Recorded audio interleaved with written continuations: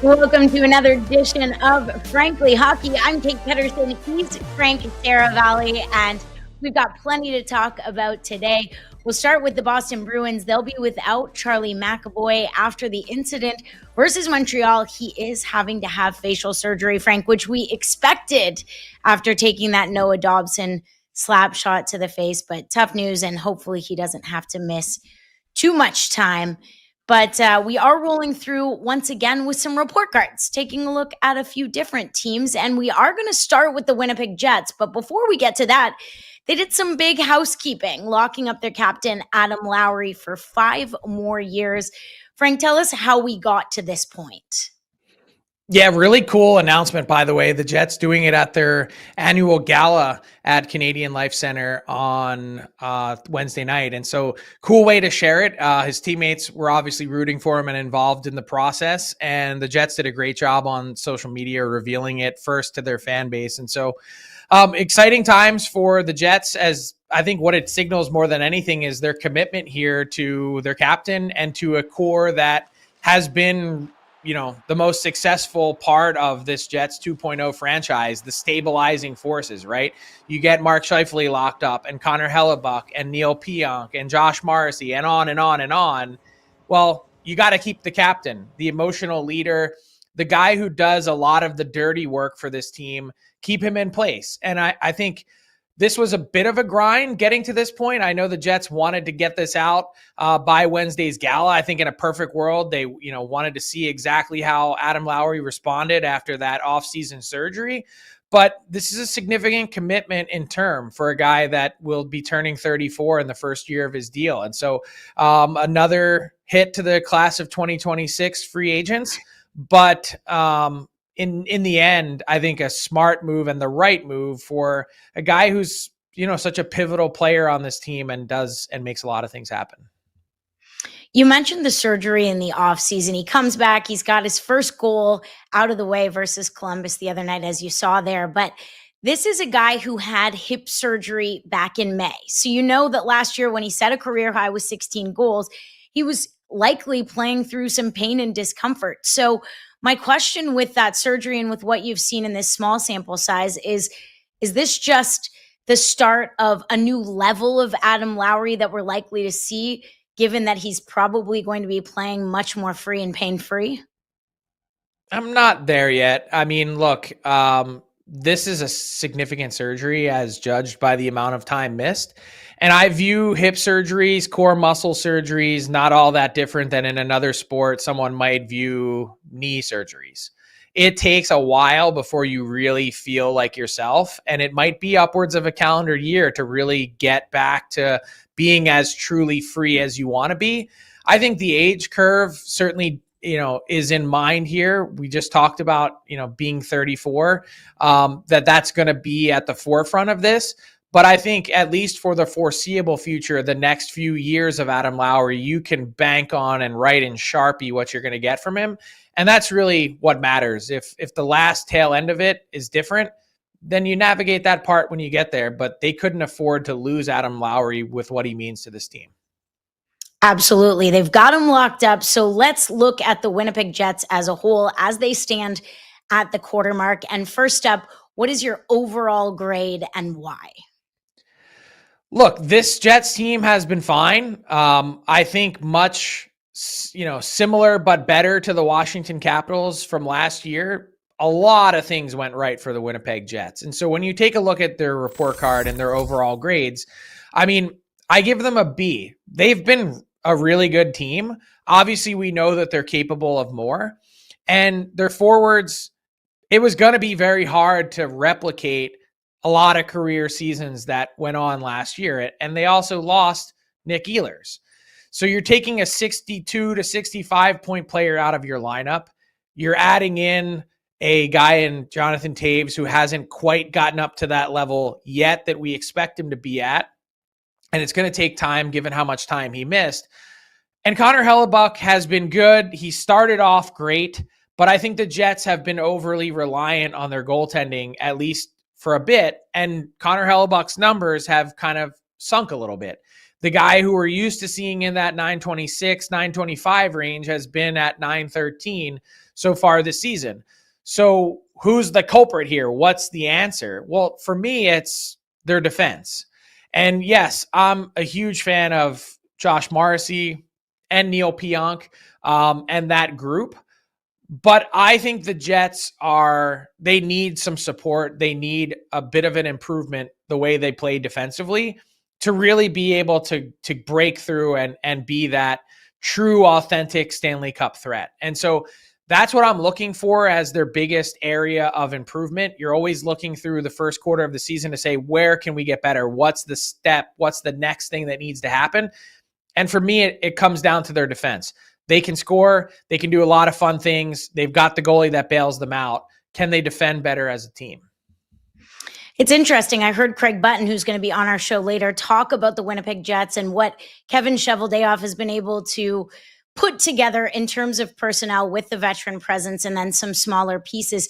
Do you think that it's realistic that they can tighten up defensively with the pieces they have right now? No, I think they need more. I think that's got to be their priority at the deadline. I mean, they addressed it in a smaller, or I would say lowercase way by adding Luke Shen last year.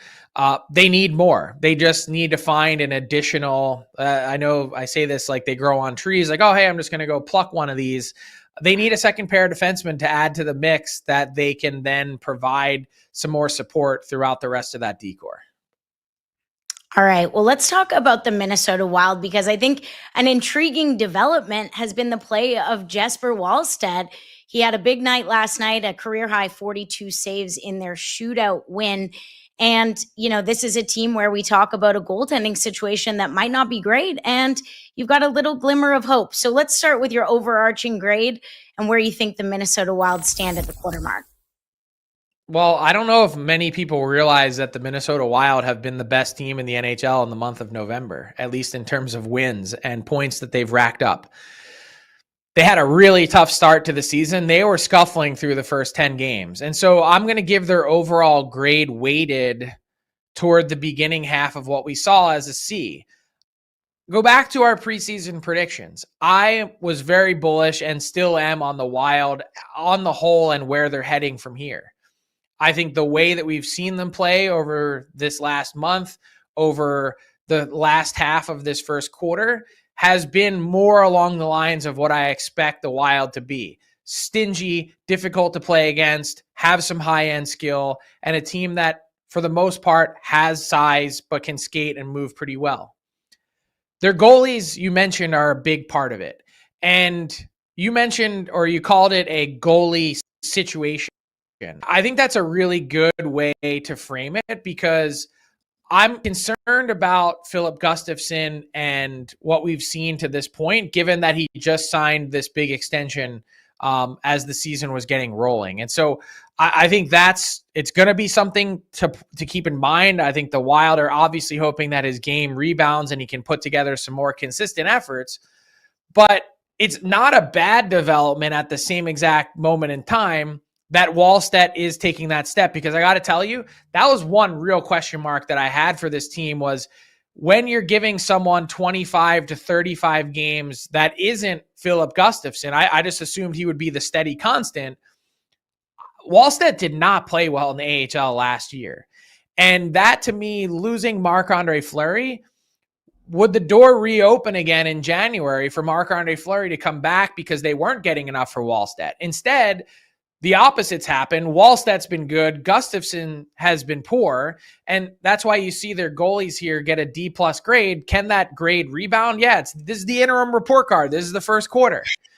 But everything around the Wild, kind of from top to bottom, needs to get better. They can't be so overly reliant on Kirill Kaprizov. It can't all be on Brock Faber on the back end. So I think all those things will kind of level out, like water usually finds its level, but definitely a situation to watch, because nothing has been easy in Minnesota. Yeah, I agree with that. And it'll be interesting if the goaltending continues to stay where it is right now. What are they able to do? But I did want to raise the question of of depth scoring. You look at their numbers and you've got that upper echelon producing, but after their top 3 scorers, it really drops off. How concerned are you with production, especially 19 games in? They were 32nd in goals per 60 at 5-on-5 scoring. The power play has been really effective, but they haven't been able to get that 5-on-5 scoring.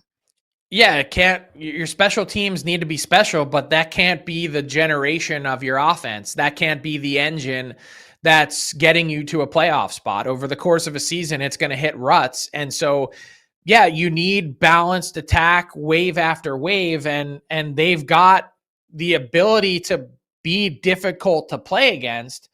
And it's one thing to be stingy and tough and use your size, but it's another thing to also be productive. And that's why I mentioned the over-reliance on Kirill Kaprizov. It can't just be one guy. It needs to be a multi-layered 3-line approach. The best teams in the NHL are 3-line plus teams, and the Wild haven't been that, at least offensively. Yeah, for sure. Let's talk about the Utah Mammoth, because they came out of the gate strong and they were in the conversation, but they're 2-5-3 in their last 10 games. And we've seen them struggle to find consistency. Now, right now, they're on pace for 94 points. And in the Western Conference, anything can happen, but they could squeak into the playoffs. But what have you seen from them that gives them the grade that you've decided on here at a 20-game mark? Yeah, I'm going to grade this a little bit kind of the opposite of how we looked at the Minnesota Wild. I think a lot of it hinges on what we saw through the first 10 games of the season and less on what we saw in the second 10 games. This is a team that is incredibly talented. They're fast, they're fun to watch, and they've got loads and loads of skill. Now, I gave them a B- grade because of the way that they came out of the gate. I still think that this forward group has yet another level to get to. I think their defense, obviously missing Sean Durzi, only played a couple games so far this season. That's going to be a big piece to get back. But last year, when you consider what happened with Utah, Karel Vejmelka saved their season. And this year, their goaltending hasn't been good enough. Period, full stop. And with that, it's causing some havoc here in this last half of the season. Is they can't outscore, they can't outrun their problems. And so that's where some of the inconsistency has come in. It's a lot of pressure, really kind of for the most part on one guy. And they've got some work to do to figure that out. There's some growing pains here with this Utah Mammoth team that, you know, I've put a firm stake in the ground. Like, they're not maybe going to squeak in. The Utah Mammoth will be a playoff team. But what they're going to have to compete with is consider some of what we just talked about with some teams in the West. Minnesota's getting better. You know, at some point, Edmonton's going to have a push. This playoff picture is going to need to rejig, and teams like Anaheim taking another step forward. You know, they're going to have some stiff competition here in the West in those, as these standings get even more jumbled, that they can't afford 5, 8, 10 game stretches where you're only accumulating 5, 7 points. That's not going to work. And so these growing pains, you're glad that they happen in November as opposed to March, but they need to clean it up in short order. I read something interesting, a statement from Bill Armstrong. He talked about his overall plan, and he said at this point, he feels like they're 60% there. But he said, we're missing some elite pieces, and I've got to add those elite pieces before I start to make some smaller moves, calling guys up from the minors to fill the rest of the roster. So when you hear him say something like that, what are those elite pieces, knowing that Utah has some draft capital to work with, or cap flexibility as well? Yeah, they have both. I mean, they've got everything. They've got draft capital. They've got prospects. They've got tons of cap space and flexibility to navigate around this. They can address it any which way they want. What I view, or what I hear in those comments, is that he has guys knocking on the door, and consider the 2 Russians that they took in the draft. Those are going to be the next guys that are making significant impacts for this team. Daniil But, Dmitry Simashev. Those are the guys I believe that he's looking toward to say, okay, before we go out and fill these voids elsewhere, we probably have the solutions internally. So we need to see those through and give those a proper opportunity and shot before we then go out and do something externally. And so when he says 60% of the way there, look, he obviously is in it every day. He's got a better view of it than I do or anyone else. But I think that's a little bit of a hedge. Like, I view this Utah team as a bit more complete maybe than he does. And I think, this needs to be a step forward year. This cannot be but we were close to the playoffs this year. That's not going to cut it. That's Arizona Coyotes mindset, and they need to be Utah Mammoth. How impressed are you with the way that Andre Tourigny has deployed this group and been able to get so much out of them in a short span, especially when you look back to what they were capable of in that late season push last year and how it carried over to their start, knowing that they have the capability here to turn things around after a sluggish November? Not really that impressed, to be honest. I think it's left some question marks. I think watching how JJ Peterka has been deployed at times has been really eyebrow raising to me. A guy that is a 75-point winger in this league as a 23-year-old, not having him on your first power play unit and watching, the biggest correlation between production and points in the NHL is ice time. And so watching that ice time sag a bit compared to some other players who obviously have earned it and are in spots where, they deserve to be on PP1. I just can't imagine filling out your lineup card and not having him in it at points in time with that first power play. So that to me is I think one big question is, this is a big test for everyone. It's a big test for this team to display some of the maturity that they've gained. It's a big test for their goaltenders. It's a big test for Bill Armstrong, as you mentioned, about which pieces to add and when. And it's also a test for Andre Tourigny, who's now been with this team for a few years, going back to Arizona, has seen and grown with them. But what kind of growth will you show as a coach, as a first-time head coach in the NHL, to be able to show that you've learned and you've matured and you've grown in your journey as well? I think that's really important.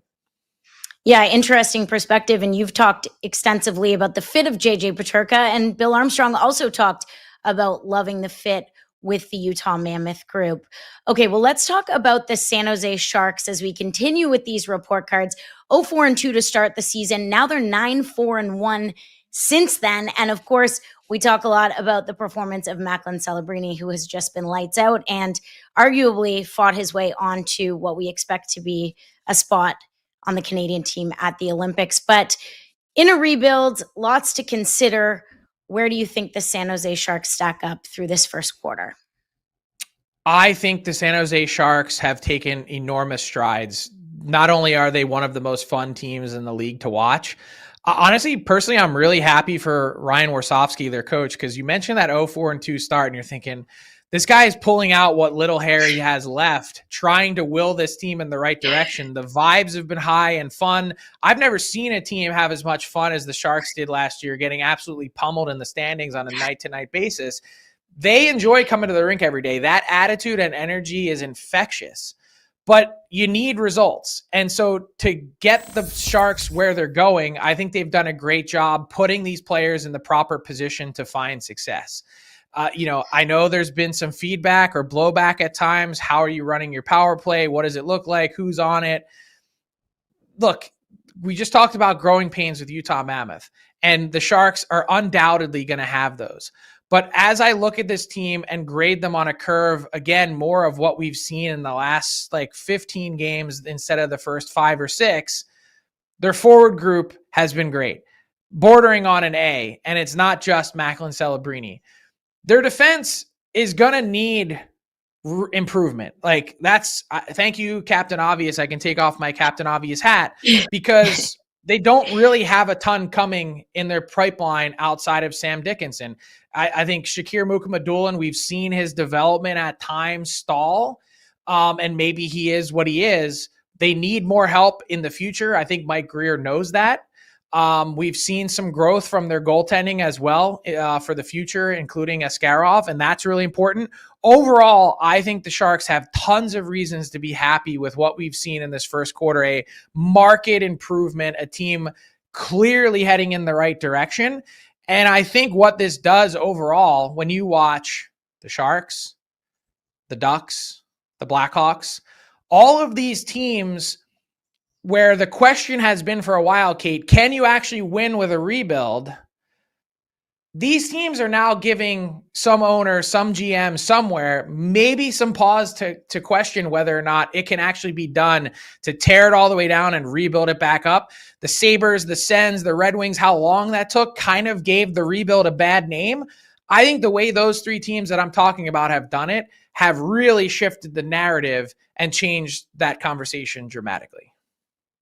Speaking of the narrative, I wanted to ask you about this because Macklin Celebrini has an amazing night earlier this week, and then he talks about the way that the team's been playing, feeling disconnected. Do you think that that's just a byproduct of the young talent playing with some of these veterans and just the growing pains of said rebuild?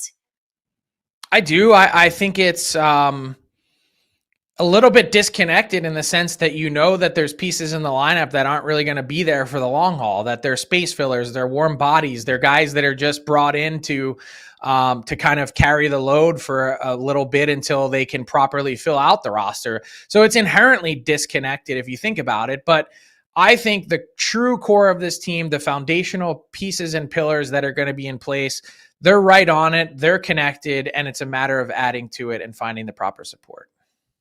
Okay, well, someone who can add to the mix of this conversation is Craig Button, Director of Scouting and TSN Analyst. We're going to bring him in. He joins our show weekly. Craig, great to see you as always. Welcome to the show. We were just chatting about our report cards. We landed on the San Jose Sharks, and in Frank's words, they're in a great position and giving the rebuild a good name on the flip side of things. What do you think about the Sharks? And we'll get to the Olympic conversation because I know you've had a bit of a change of perspective on some of the candidates for your Team Canada. Stare reality in the face. I always say this about management. It goes for ownership too. You have to. You can't look at your team and hope that it should be better or wish that it should be better. You have to look at it as it is. And I think in too many cases, managers and owners don't see their team as it is. And I think that when you start to say, okay, what do we have to do? Everybody starts out, Kate, with this statement at the beginning of training camp. They walk in, they present to the team, our goal is to win the Stanley Cup. Oh, really?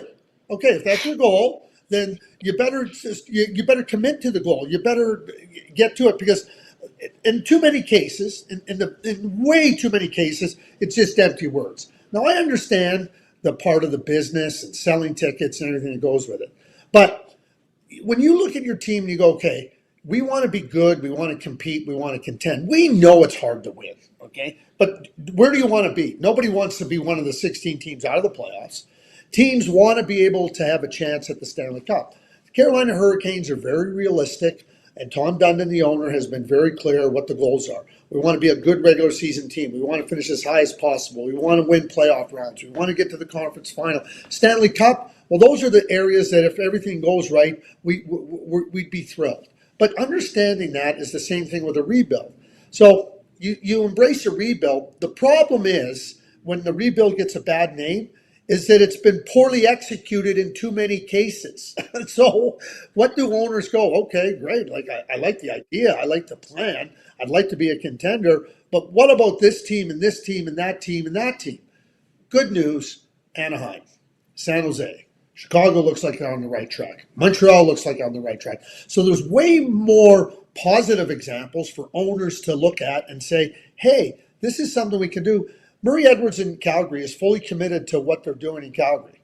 But I do know this about Murray Edwards. You better execute the plan, because if the plan doesn't look like it's going to be executed, you better have a rationale for why it's not being executed and how it can be better executed. And I think that the San Jose Sharks are a good example. Understanding the timeline is really important as well.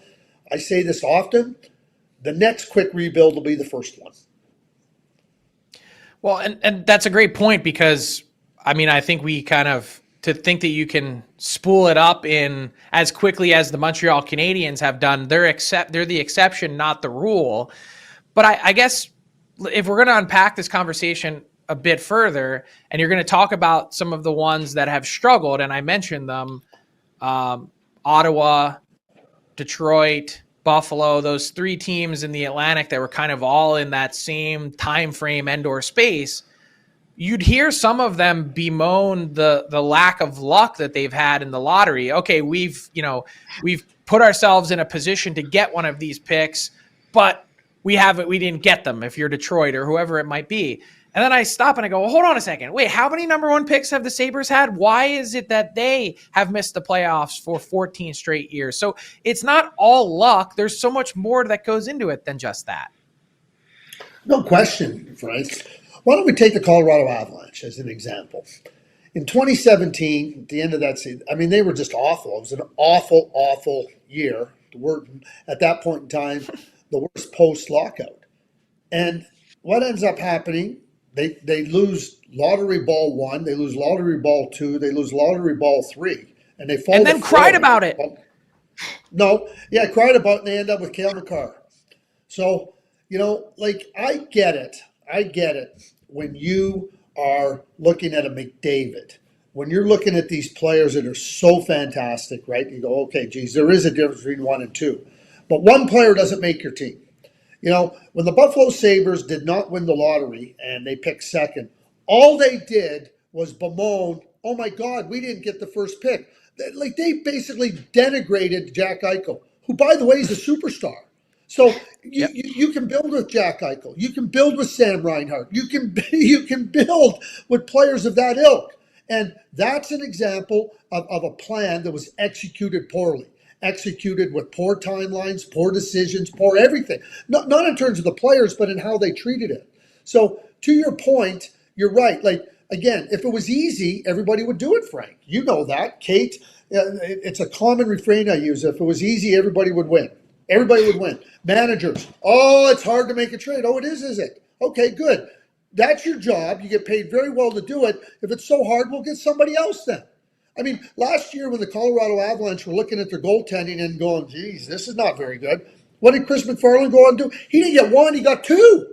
But it's so hard. It is so hard to make a trade. It is so hard to improve your team. Well, good. I'll get somebody that's willing to do the hard work and get the job done. I don't want to hear how hard it is. I don't want to hear how unlucky you are. Bottom line is, you're in a scenario where you got to make the team and get it better and find ways to make it better, regardless of where you're picking in the draft, regardless of what your situation is. That's the job. And too many people want to pass off how hard the job is, and what they do is they abdicate their responsibility for doing the job. So, Craig, if we're looking at these three teams in question for the purpose of this scenario, we've got the Chicago Blackhawks, the Anaheim Ducks, and the San Jose Sharks. If you're looking over the next couple of years and keeping in mind what they've got in terms of draft capital, who are you thinking is doing it the best? What's getting your A grade for the process at the point that they're at now looking ahead? Probably Anaheim, because they're just a little bit ahead, right? Some of the players in Chicago, not some of the players in Chicago and San Jose are still a little bit younger. Two things that really stand out to me significantly with San Jose and Chicago, and I think they both addressed it in a real significant way. Chicago with the addition of Spencer Knight, a clear-cut number one goaltender.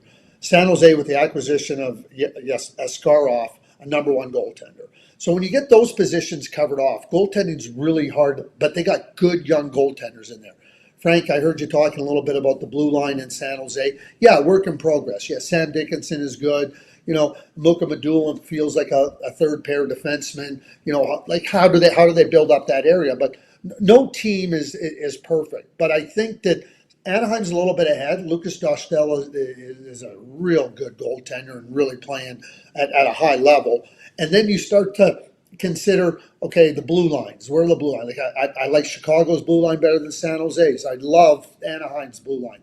But I think in time, Chicago's blue line could be really, really dynamic. You look at the forward group. I love Anaheim's group because they're big, they're fast, they're skilled. They got a lot of depth there. But in time, I think that the Chicago Blackhawks, how they're building out with all, like not only the draft picks, but they're going to use a lot of their prospects and some of those draft picks, even players playing on their team right now, to bolster other areas of their lineup. And I think that that is the one big advantage that I see with the Chicago Blackhawks. How many really good prospects they have, how many really good players they have, even some playing on their team, that they're going to be able to maneuver around. They're going to be able to shift. So short-term Anaheim, Chicago, I think, is in a great position to execute a plan to really get up there. And San Jose, I love what Mike Grier is doing. I think he's created an atmosphere and an environment that is competitive. He knows what he wants, and the team knows what they are. And we're seeing real signs of positive growth and positive development. I couldn't agree more. I think short-term Anaheim, they're the best prepared to compete right now. And they frankly have pieces too that are a little bit older that will help support that better than those other two teams. But for the long haul, like Chicago's the team I'm betting on because I think they're only half-baked right now. Like when you look around college hockey overseas with Frondell, Kanserov leading the KHL in goals. I mean, they've got these other players that are Mason West hasn't even played a hockey game so far this season. He was one of their first-round picks last June. Nestrazel and what he's done playing college, like they've got a whole ton of guys that aren't even really close to being here yet that are going to then provide this second wave for the Hawks. But to me, like to put a bow on this part of our conversation, what ties those three teams together and the success of their rebuild for me is that they've checked the important positional boxes. Craig, you mentioned it with the goalies, but what ties, so let's think Sharks, center, Celebrini or Smith, defense, Dickinson, goalie, Askarov, Blackhawks, Bedard, center, defense, Sam Renzel or Vlasic, pick whatever guy you want. Or Levshinov, in goal, Spencer Knight. Go through all these teams. Why is a team like the Philadelphia Flyers sort of going around and around in circles, in my view, of trying to get to that spot and failing, is because they don't have the positional boxes checked. They're competitive, but they're a team full of wingers, and their prospect pipeline is full of wingers. They don't have the goalie. They don't have the number one defenseman. So what's the path for them to get out of the spot that they're in? And how do you acquire, Craig, one of those players when the only way I think you can really do it is in the draft? How else are you going to get a franchise center? How are you going to get a franchise defenseman? No one's going to trade you one of those. No, you wouldn't think, although Vegas ended up getting Jack Eichel. And then we talk about, and they traded Nick Suzuki too.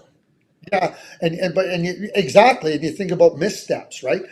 And so just quickly to your point, that's why I think Calgary is on the right track. They're very early on in where they're at, but that's the timeline. They're looking at 27, 28 to when they can be on that path to, okay, we can seriously consider playoffs. They got the number one goalie in Dustin Wolf. They drafted Parak, who's still very green and is going to need some time to develop, but he could be a number one defenseman.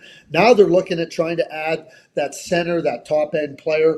They're looking at the draft. I mean, Frank, I get continuously asked about the Calgary Flames. I just say, it's perfect. They're competitive. They're going to win some games. They're going to lose more than they win. But to be competitive, to try to give yourself the best chance to get one of those top guys is the key. As it goes to Philadelphia, you want to be competitive. What team isn't want to be competitive? That's great. But if you don't have those, what I call the pillars, the spine of your team that you need to have in place to be able to compete, you're just going to be a team that's on the outside part of contending. Like you can be in that, and maybe you're happy being that. Maybe you are. Like, go back to Carolina. Like Carolina, Sebastian Aho, Seth Jarvis is a difference maker. Nikishin is a difference maker. You start to look at where they're at, like they have those, like people talk about the goaltending, but Kachetkov I like, but they have a pipeline full of really good young players too. So that's where Philadelphia has to look at it. And, I think they got caught in a little bit of a, They went small, and it's like, wow, the Philadelphia Flyers. And then they were not really competitive. So they're trying to address the part of adding a little bit of size and skill and competitiveness. But if you don't have those pillars in place, you're not going to be in the contending group. Craig, while we've got you, I heard you had a bit of a rough week in your mentions and your DMs, taking some flack for your Team Canada situation. But I've got to, can you reinforce it here? I know you were high on Celebrity making the Canadian team, but you seem to have added Bedard to your mix. Was that because of the peer pressure, or are you sold on just the way that both of these guys have been playing to throw them in the deep end and let it ride?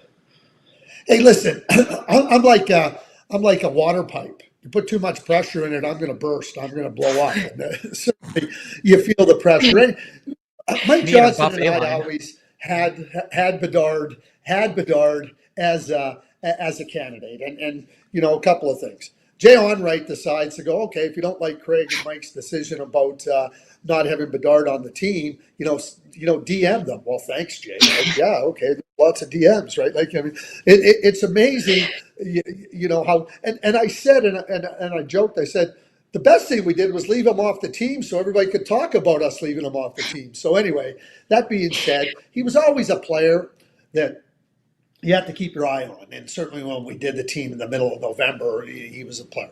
Here's where you make the swing, and here's where I made the swing, is that I rationalized him not being, well, who's he going to displace?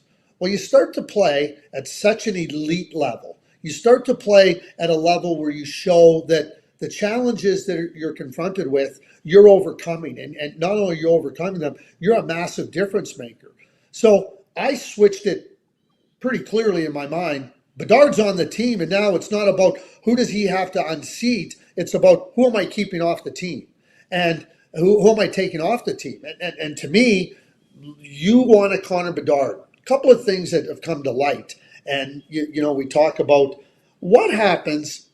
Braden Point is a player that's already on the team, already named. He hasn't had a great offensive year.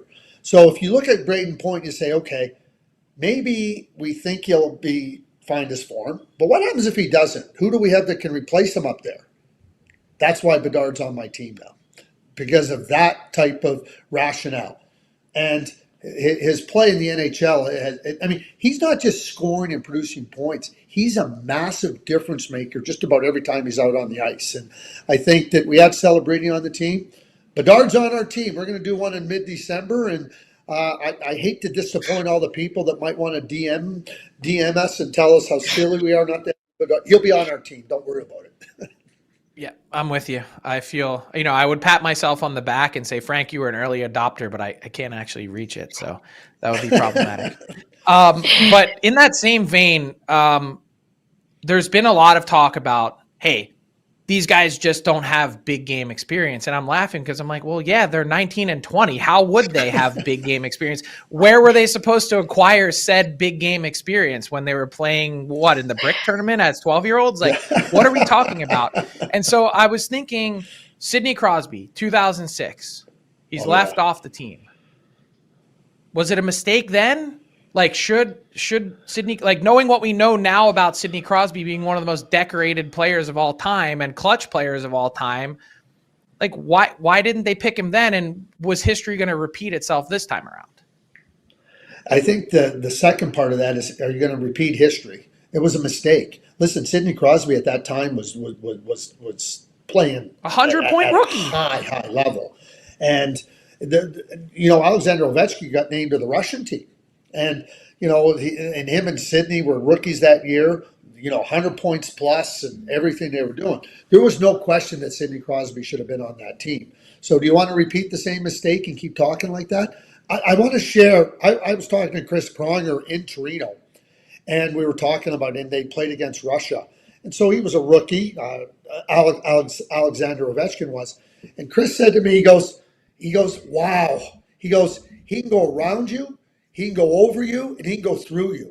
And I'm thinking to myself, this is Chris Pronger, MVP, one of the best defensemen in the league, and he's talking about Ovechkin like this. And I'm watching Canada play and struggle. So it was a mistake then. It'll be a mistake not to have Bedard and Celebrini on the team now because they're better than other players. And you can explain it away. Oh, we want different scenarios. So I've looked at it, excuse me, I've looked at it differently with the Braden Point scenario. Like, what happens if you don't have this type of performance from him? Who's going to replace him? Are you going to have one of those penalty killers replace him that you have to fit into a role? And listen, you need different players for different roles. I get all that. But at the same time, this player, Connor Bedard, this player, Macklin, so they're too good. They're just too good. Don't try to explain it away by what you're seeing that is so bloody obvious. Mm-hmm. All right, I want to wrap with this as we hit the first quarter poll. And speaking of poll, we're not quite at the celebration of Festivus yet and the airing of grievances, but I just want to go back to the beginning, first week of the show, and we were sizing up the season, and you said the St. Louis Blues will be one of the surprise teams in the league. I don't think you meant as like being at the bottom of the West standings, but what's changed in your view of the Blues, and what the heck's happened?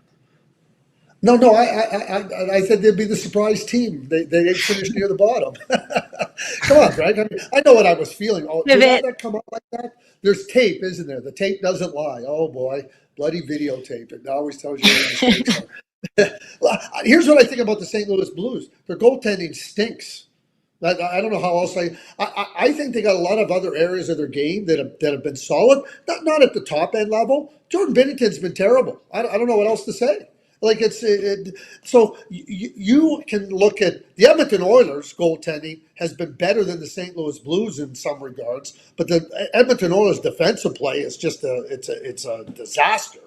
The St. Louis Blues are not in the same boat, but their goaltending has been so far below standard that it's really caused them problems. Now, that's something like, we talk about the Olympic team. Binnington's going to be on the team, and we know what he's done, but he's got to get his game in order. Here's the thing with Jordan Binnington.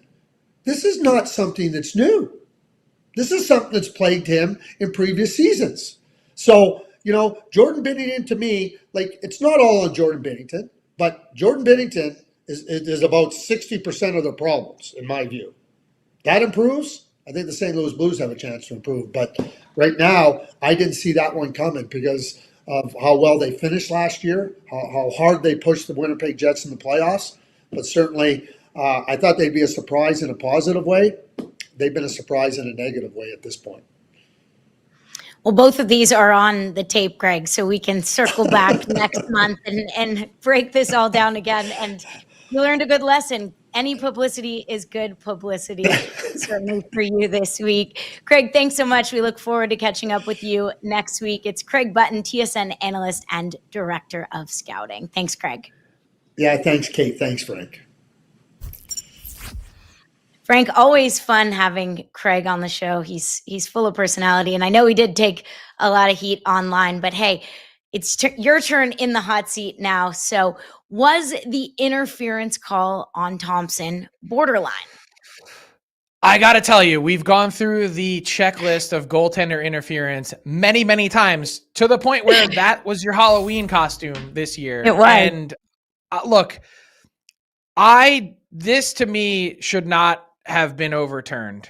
I think Tage Thompson, this is textbook on what he does to try and attempt to avoid contact here with the crease. And the fact that this was called back, I think, is a huge disappointment because watch his skates, his step, the contact is beyond minimal.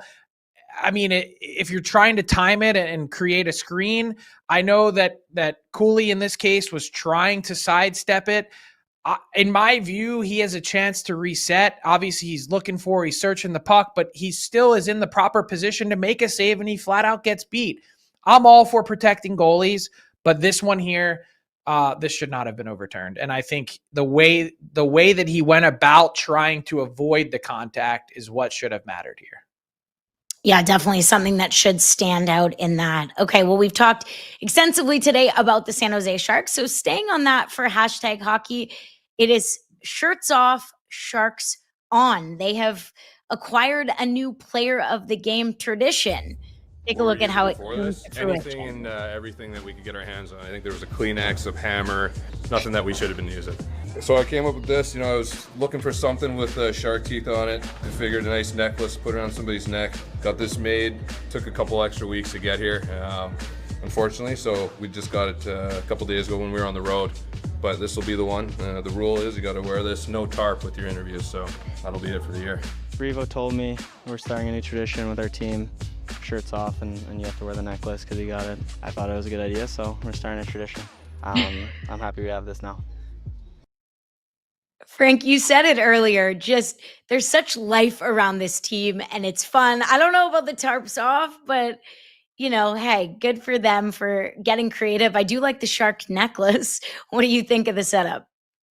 Well, I can only think of one person, one thing, and that's Jumbo Joe Thornton as he went into the Hall of Fame last week, because I don't think I've ever done an interview with him in any clothing at all, period. Like never wearing clothing ever. And so it's only fitting then for his team, the Sharks, to be having to force to do interviews tarp off with this new player of the game award. I think the necklace is a little cheesy, but I think the way that I think that they're finding a nice award here. Let's put it that way. Okay. You're on board with the award. Okay. Well, the Minnesota Wild helped you continue your winning ways with the sports books, but you've got to play for us between the Dallas Stars and Vancouver. Where are people going to be wanting to put their money on this one? Yes. So up to 5.9 units, plus 5.9 units so far on the season. And as a reminder, I don't bet, but I just try and line it up for you with 3 wins in a row. And this is one that I'm looking at to try and find some sort of value here. I agree that the Stars should be a favorite. Obviously, the Canucks have had some issues with their goaltending with Thatcher Demko out. They haven't played extremely well of late. The Stars have been the best team in the NHL for about a month now, if you go back to October 25th. So it's been a pretty large sample size. They're coming off of a loss. It's the beginning of a trip. By the way, just some news, Matt Duchene is getting closer. He is on the trip with the team and is skating in his attempt to return from a concussion. Could be back as soon as Saturday, more likely to be back around Tuesday. But to go complete the play here, Stars on the puck line. Stars should be in a position where they've got a chance to have a lead and potentially get you that empty netter and for the win. So I'm going Stars on the puck line to try and find a way to create some value in this one. And that could potentially get us north of 7 units. So that would be exciting. All right, let it ride. Okay, well, before we wrap up the show, the IHF came out and announced that Neckguards will be mandatory at the Olympics. Of course, 2023, the tragic loss of Adam Johnson with a cut to the neck. And what is your take on that? Should Neckguards be mandatory? Well, we know that Neckguards are going to be mandatory in the NHL in 2026, 27, and beyond for all new players entering the league. But all the previous players to this point who have played in games at any point this season will be grandfathered in and won't have to wear them. I'm glad that they're taking this step for the 2026 Olympics, but I think the NHL and the NHLPA took the weenie way out by allowing players to be grandfathered in. It's a really simple change. And as others have pointed out, and certainly from an impassioned plea from New Jersey Devils general manager Tom Fitzgerald, who talked about his son having a very close call last year, and he was very emotional talking to his cohorts and the general managers at the meeting last March in Florida. But here's a photo of Tyler Bertuzzi. Like, we're not talking about a game-changing, difference to your attire. I know some players say, oh, well, it's really warm and I'm too hot, and others are superstitious, and I get it. But if you just showed these players the run of 60 or so clips that the NHL has from just last season of how close some of these calls are to really having a life-altering, family-altering issue and accident on the ice, I cannot urge strongly enough, and it is my biggest fear coaching 2 youth hockey teams. it's really sad that I have to carry a stop the bleed kit in my backpack to every game because I live in fear of it happening to any one of my kids. And it's so easy. Players are now accustomed to this going through the youth and junior hockey levels. Keep it on and make the change. They should have, period, full stop, made everyone wear neck guards in 2026 and 27. Don't grandfather them in. Everyone has to wear them then.